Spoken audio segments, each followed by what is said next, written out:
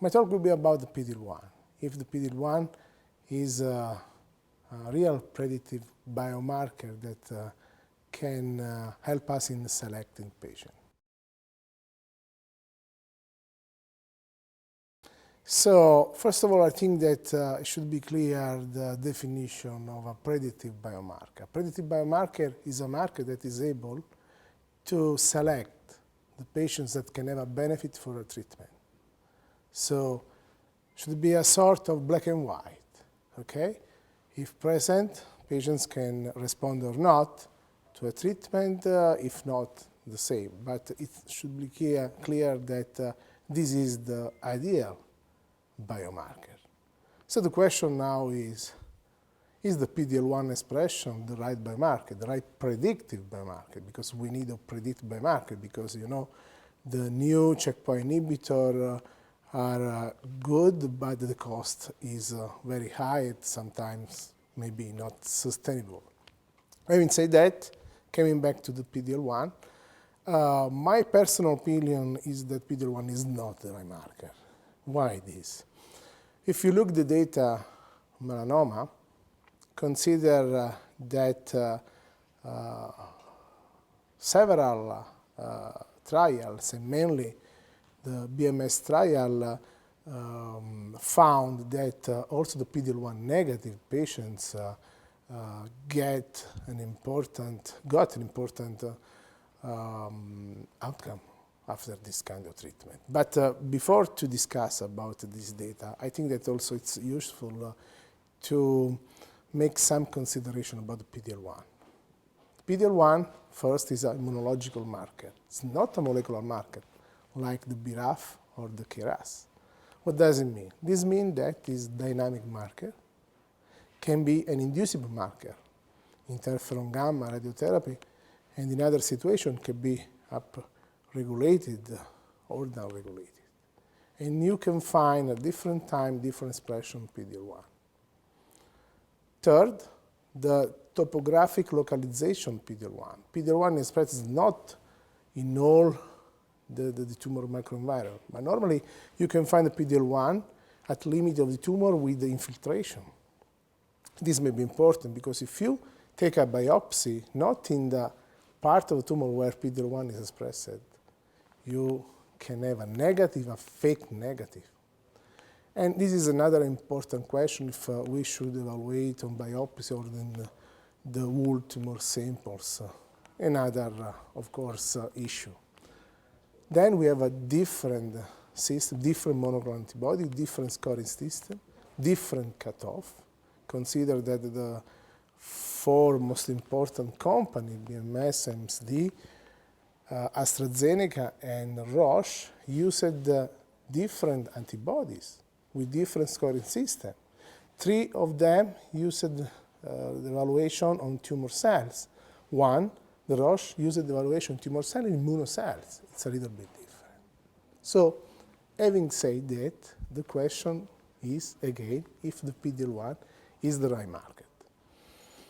In melanoma, as I said, the original scene was in phase 1 trial from Susan Topalian and colleague.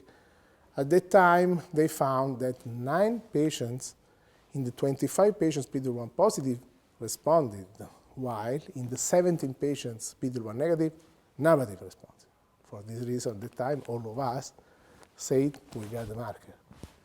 But later, with other studies, not only melanoma, but also lung cancer, it was clear that in the PD-L1 negative, there is a group of 15–20% of patients who can respond despite of the PD-L1 negative.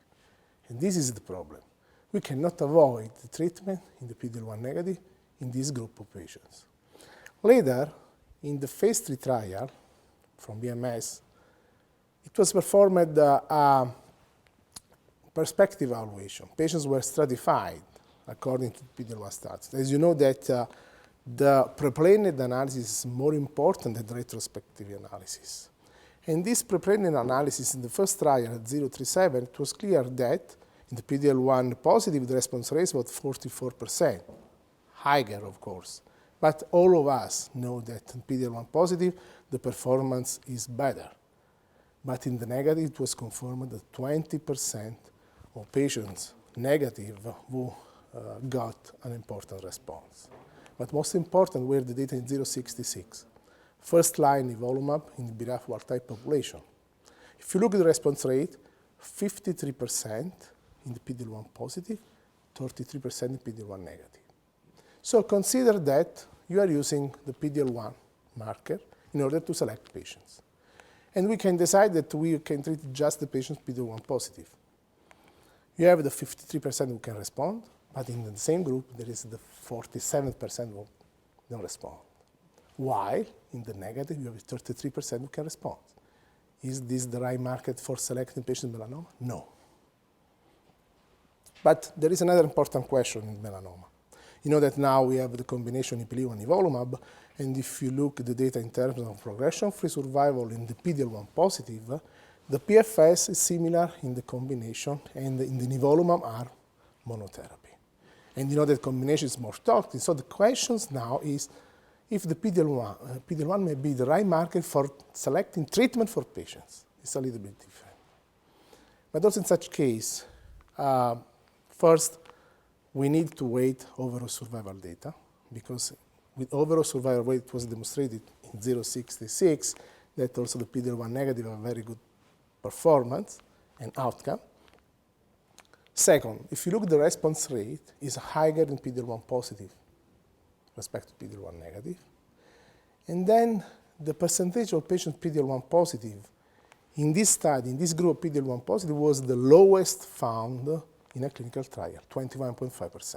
So we should be cautious when we discuss this data, but mainly if you look at the kinetics of action of the combination, you can see that the combination is able to get earlier, deeper, and longer response. And this is what make the difference. In the future, we can select the treatment based on patients' characteristics more than PD-L1.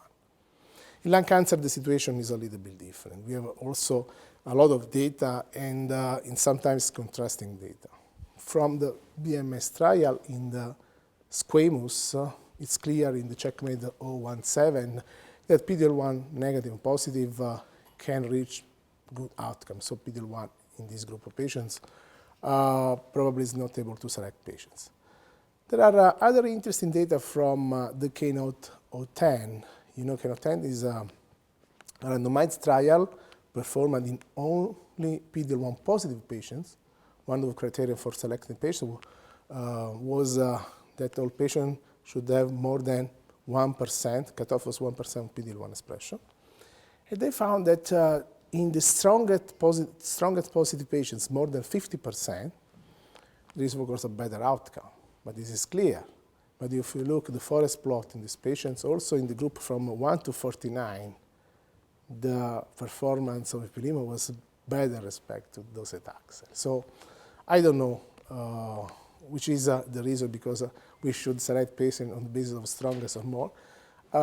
Probably, I think that also these data are not useful in order to decide if PD-L1 in lung cancer may be a right marker or not. More interesting are the data from Roche, because they use another scoring system on immunosystem cell and not only in tumor cells. And they found 4 different subgroups. And the most interesting data are that in the patients without expression on tumor cell, immunosystem cell, or PD-L1, the survival curves was similar to the control arm of docetaxel or atezolizumab. And of course, these can be discussed, but there are also in such case some consideration. First, in this study, were enrolled patients squamous and non-squamous, so we don't have the data according to different cancer.